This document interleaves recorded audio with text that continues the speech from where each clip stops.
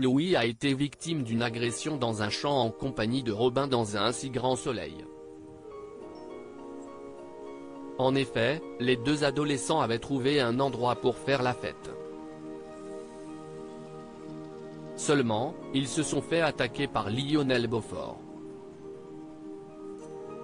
Ce dernier a porté plainte contre les deux lycéens. Mais la poursuite judiciaire s'est arrêtée. Marc souhaite comprendre les travers de cet homme, car il est certain que son fils ait dit la vérité. Dans les prochains épisodes de la série, diffusés dans le courant du mois d'avril 2023 sur l'antenne de France 2, Marc va connaître quelques tourments. Marc et Chloé, une future idylle dans un si grand soleil en effet, alors que Marc, César Méric, a commencé à surveiller Lionel Beaufort, Chloé l'a rejoint. De plus, pendant que ce dernier lui a appris à piloter le drone, leurs doigts ont dérapé. Le trouble s'est installé entre eux. Si la greffière a insisté sur le fait qu'il n'y avait aucune ambiguïté, Marc n'en est pas moins bouleversé.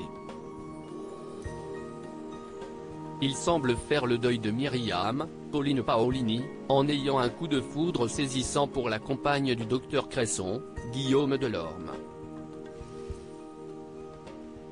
Dans les jours à venir, les deux parents connaissent une véritable enquête puisque Lionel Beaufort va alors intercepter l'appareil de Marc.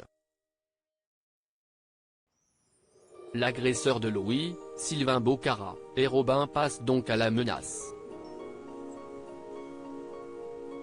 Cela ne va pas les empêcher de mettre en place une chronique judiciaire afin de lever le voile sur les affaires louches de Lionel Beaufort. Mais si Chloé et Marc ne sont plus dans la voiture, la greffière pourrait se rapprocher très dangereusement du journaliste. Son idylle avec le médecin va-t-elle tenir? Evan sous pression sur France 2. Dans le même temps, le projet de la clinique privée d'Evan a beaucoup intéressé Laurine, Léa Gillard. Elle a d'ailleurs posé quelques questions. Le docteur Cresson est d'autant plus surpris que quelques jours plus tard, l'interne annonce qu'elle en a touché deux mots de cette idée à son père, François Laumière, Jérémy Covillo. Ce dernier souhaite alors le rencontrer. Seulement, le rendez-vous ne va pas se dérouler comme il le pressentait. En effet, en appelant Elisabeth Bastide, Christelle Labaude, à la fin de son entretien au Sauvage, il raconte qu'il a été victime d'une humiliation, car il n'a évoqué que le côté business de cette initiative. Mais Elisabeth a un plan pour retourner la situation. Mais son idée va-t-elle fonctionner? La suite des aventures des habitants de Montpellier est à retrouver dans les prochains épisodes de la série Un si grand soleil, diffusée du lundi au vendredi aux alentours de 20h45 sur France 2.